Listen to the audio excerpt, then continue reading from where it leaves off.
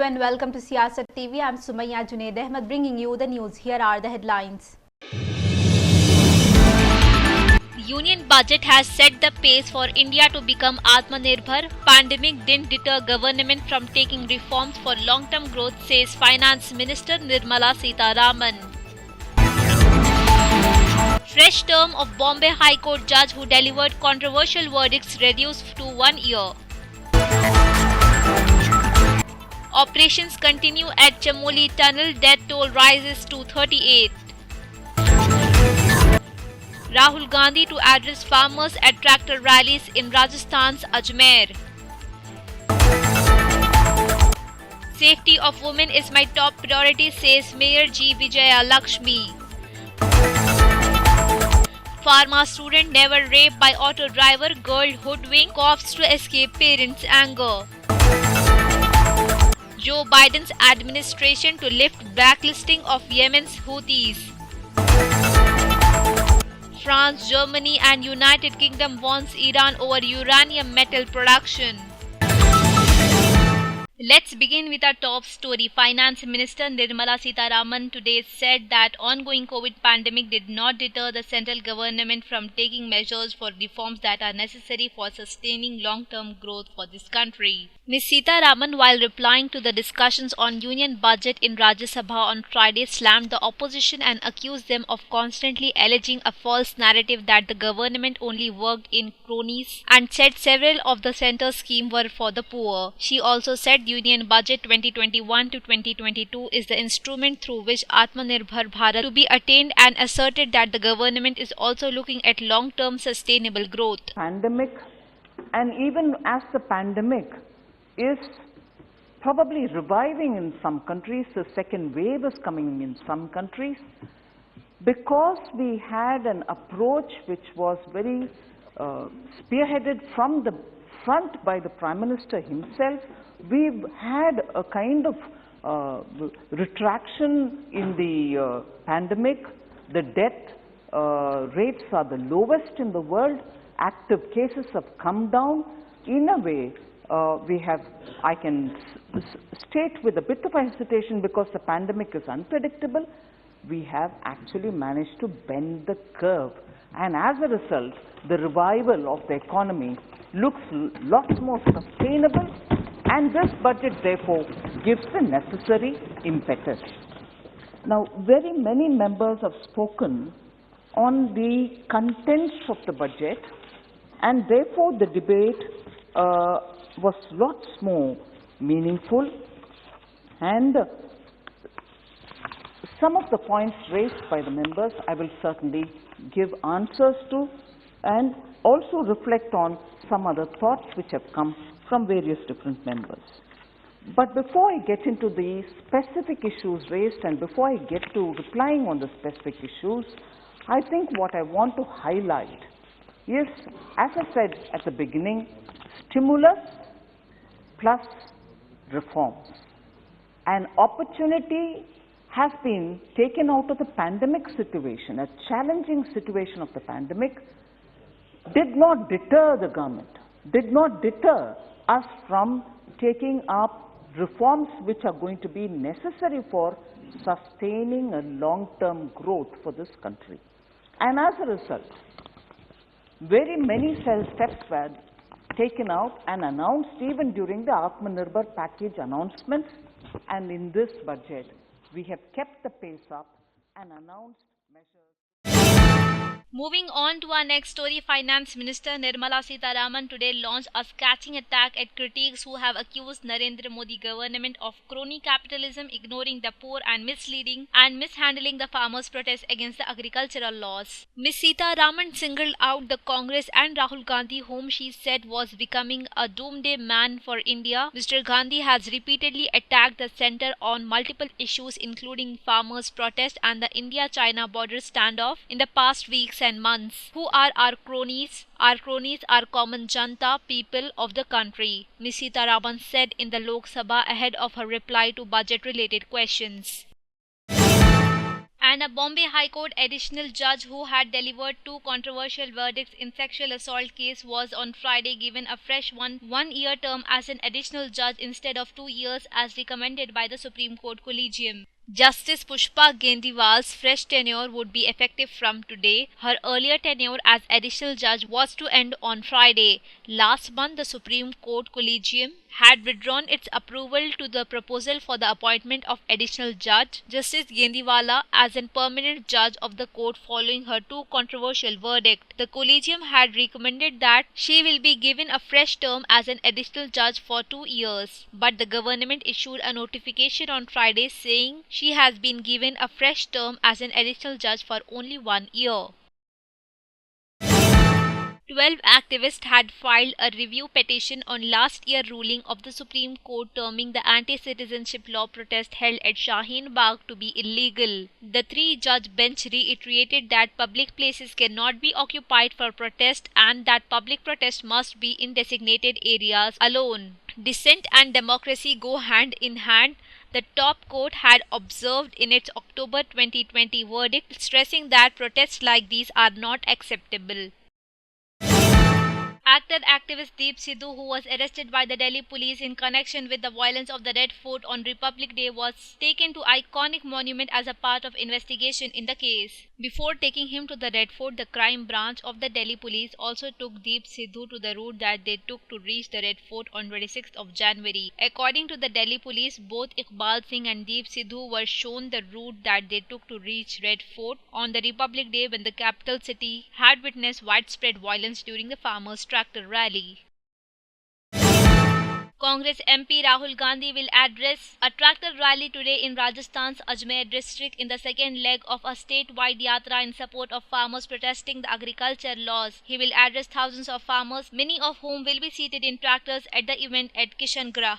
On Friday, Mr. Gandhi began his outreach to Rajasthan farmers with rallies in Hanumangarh and Ganganagar, both districts border Punjab, which has been widely seen as an epicenter of these protests and are agriculturally rich with Indira Gandhi Canal cutting through them. At Hanumangarh yesterday, Rahul Gandhi said the new laws passed in the September last year amid chaos in parliament will affect up to 40% of India's population. Today's venue, Kishangarh and later Roopnagar, have been strategically chosen for a number of reasons, including allowing farmers from neighbouring districts to converge and potentially allowing the political ripples of the rally to be felt across the state.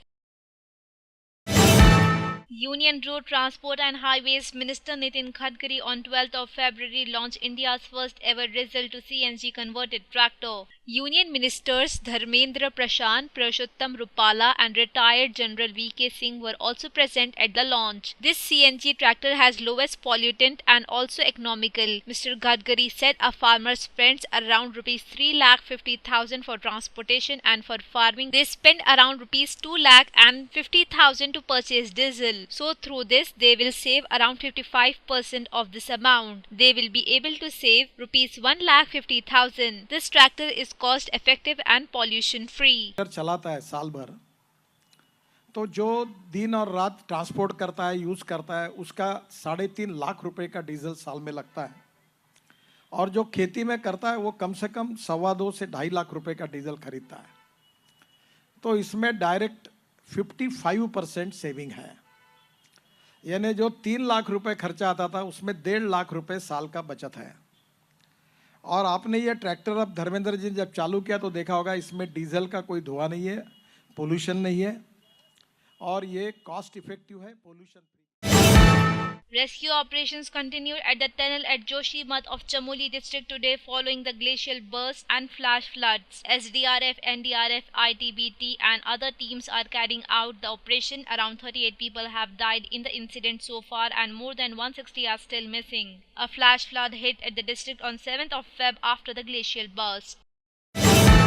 Congress leader Rahul Gandhi, during an interaction with Dipesh Chakrabarti, representative of University of Chicago, said he was proud that former Prime Minister, his grandmother Indira Gandhi and father Rajiv Gandhi were assassinated while standing and defending the sense of India that is central to its civilization and history.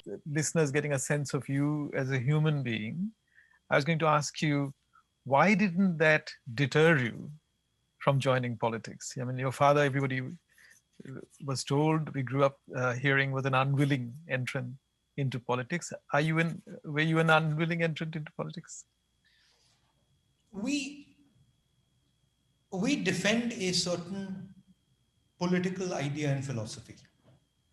We believe in a certain sense of India, and that's what we defend. Elements of that you can see in the freedom struggle, but they're older than that. These are philosophical central themes in the Indian civilization, our history, and we defend those ideas. Yes, my grandmother and my father got killed. I'm proud that they got killed standing for something, defending something. It's something that helps me understand them and helps me understand my place and what I should be doing. So no, there are no regrets.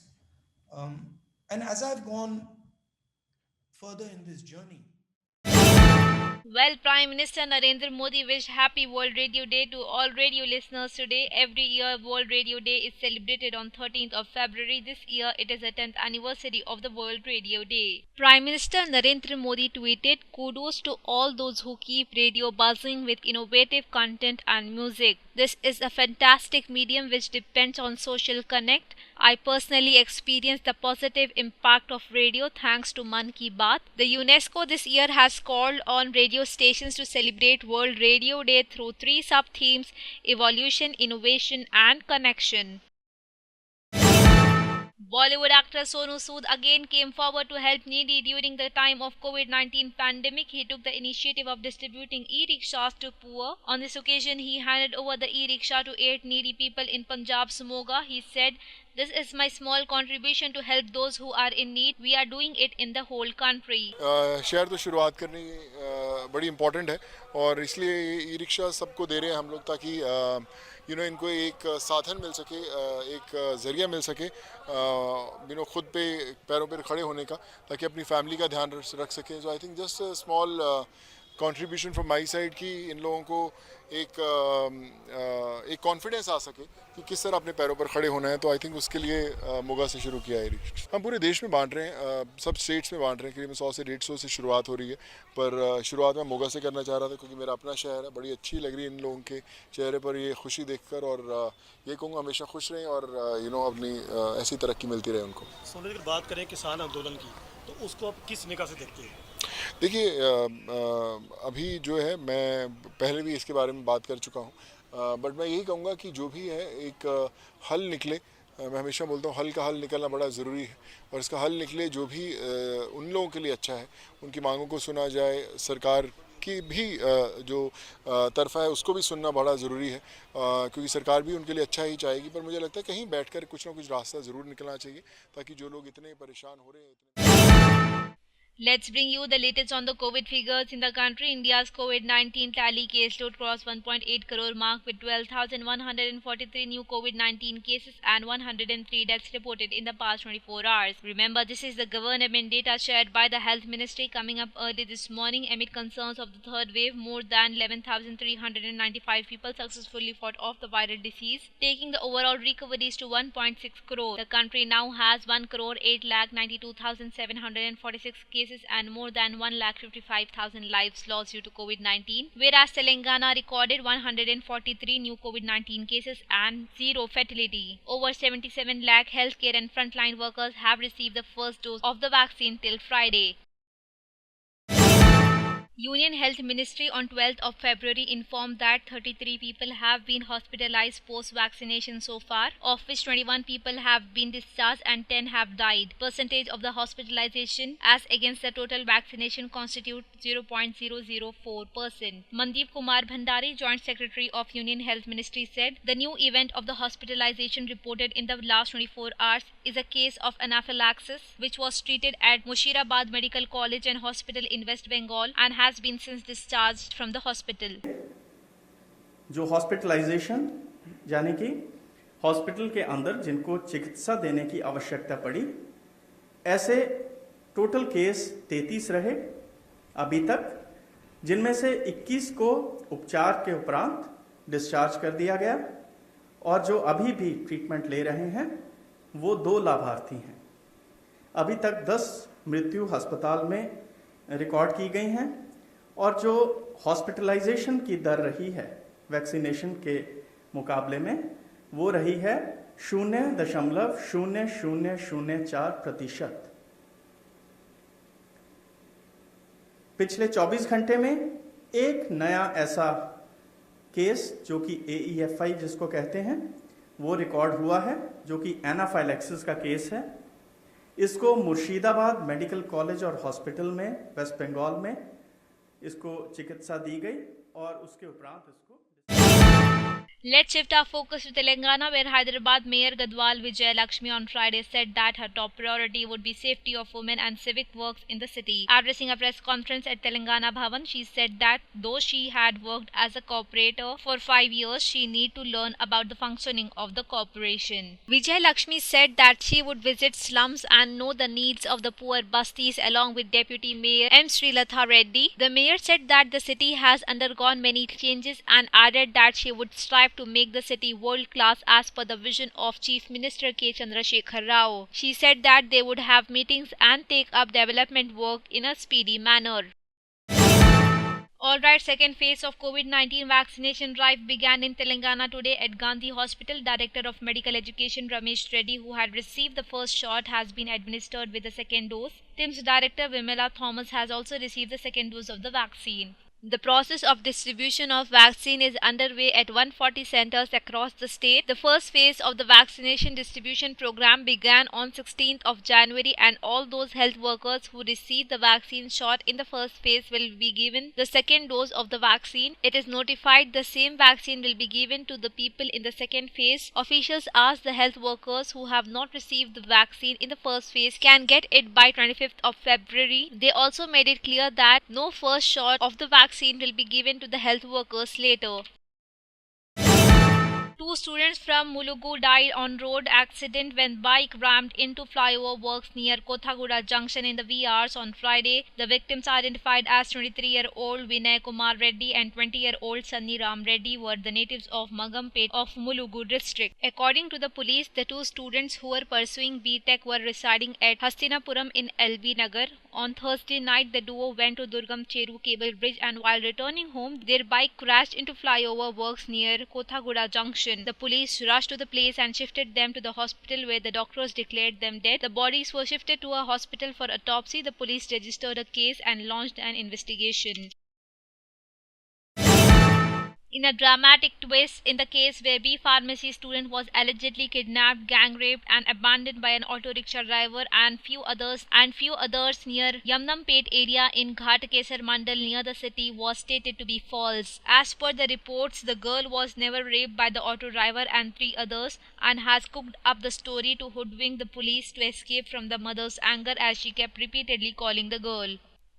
The cops who were examining the CCTV footage of the girl's whereabouts showed her to be taking the auto to Ramapalli area near Ghatakesar, where she got down. She then is said to have sat on a 2-wheeler which allegedly belonged to her boyfriend and then left with him. She is said to have consumed marijuana with his brothers and said to have had consensual sex with all of them. Meanwhile, her mom kept her calling her repeatedly on phone, so she narrated that she was kidnapped by strangers and taken to an unknown destination. The The frightened mother had called the police and alerted. Police started search for the girl. When they heard the police siren, the youth left the body on the highway and escaped. The police, who saw her walking in a drugged state, immediately took her to the hospital and after treatment questioned her. She said that the auto driver had raped her. The police were quick to catch the accused, and after verifying the CCTV footage, they saw the girl getting onto the two-wheeler. When questioned further, she said to have spilled the beans and agreed to the fact that she have gone to Yamnampet area with her friends. The B Pharma student was found at an isolated place at Yamnampet area on city outskirts on Wednesday evening in a semi-unconscious state. An hour after she was abducted, the victim has been hospitalized. Her health condition was stabilized and police started the investigation. Moving on to our international news, opponents of Myanmar's military coup sustained mass protests for an 8th straight day today as continuing arrest of junta critics added anger over the detention of elected leader Aung San Suu Kyi. Thousands assembled in business hub in Yangon while protests took to the streets of the capital and other towns a day after the biggest protest so far in the Southeast Asian country. Internet memes caption "Our nights aren't safe anymore" and "Myanmar military is kidnapping people at night" have circulated widely on social media. Albright, United States Secretary of State Antony Blinken on Friday said that he will revoke terrorist designations of Yemen Houthi movement from 16th of February, even as he warned the members of the group could be hit with more sanctions. The Trump administration imposed a specially designated global terrorist and foreign terrorist organization designations on its last full day in office despite warnings by other governments, aid groups and United Nations that the sanctions they carried could push Yemen into major famine. United States President Joe Biden has quickly moved to reverse the US policy aiming to ease the world's worst humanitarian crisis and intensify diplomacy to end Yemen's grueling civil war. Blinken said in a statement that this decision is recognition of the dire humanitarian situation in Yemen. A United Nations convoy has been attacked on the outskirts of Afghanistan capital Kabul with unidentified gunmen killing 5 Afghan security forces members who were escorting the international agency's vehicle. An Afghan Interior Ministry official said that Taliban was believed to be behind the attack. Surboi district of the province, about 60 kilometers, which is 37 miles east of the Kabul, but armed groups have denied the involvement. The United Nations Assistance Mission in Afghanistan said the statement on the Twitter that United Nations family in Afghanistan mourns the loss of the 5 Afghan Directorate of the Protection Service personnel in the incident today. No United Nations personnel were hurt or the vehicle affected in an attack which hit by DPS vehicle that was escorting the UN convoy. The United Kingdom, France and Germany have condemned Iran's decision to produce uranium metal, which they said was breach of commitments made by Iran to the international community. The United Nations nuclear watchdog said earlier this week that Iran had followed through its plan to make uranium metal after Tehran had alarmed Western nations with its intent to produce material with which the core nuclear weapons can be made. There have been hopes that the 2015 nuclear deal between Iran and world powers could revive through the new talks under the administration of United States President Joe Biden after his predecessor Donald Trump walked out of the deal in 2018. The European trio, who are signatories to the deal formerly known as the Joint Comprehensive Plan of the Action, said in a statement on Friday that Iran's move to produce uranium metal was violation of the accord that endangers fully realize the deal, which aims to reduce international sanctions on Iran in exchange of the limits to its nuclear program. Before we wrap up our bulletin, let's have a look on our headlines. Union budget has set the pace for India to become Atmanirbhar. Pandemic didn't deter government from taking reforms for long-term growth, says Finance Minister Nirmala Sitharaman. Fresh term of Bombay High Court judge who delivered controversial verdicts reduced to 1 year. Operations continue at Chamoli Tunnel. Death toll rises to 38. Rahul Gandhi to address farmers at tractor rallies in Rajasthan's Ajmer. Safety of women is my top priority, says Mayor G. Vijaya Lakshmi. Pharma student never raped by auto driver, girl hoodwinked, cops to escape parents' anger. Joe Biden's administration to lift blacklisting of Yemen's Houthis. France, Germany and United Kingdom warns Iran over uranium metal production. These were all the updates. More news on the other side. Thank you for your time. For more news, stay tuned to Siyasat TV.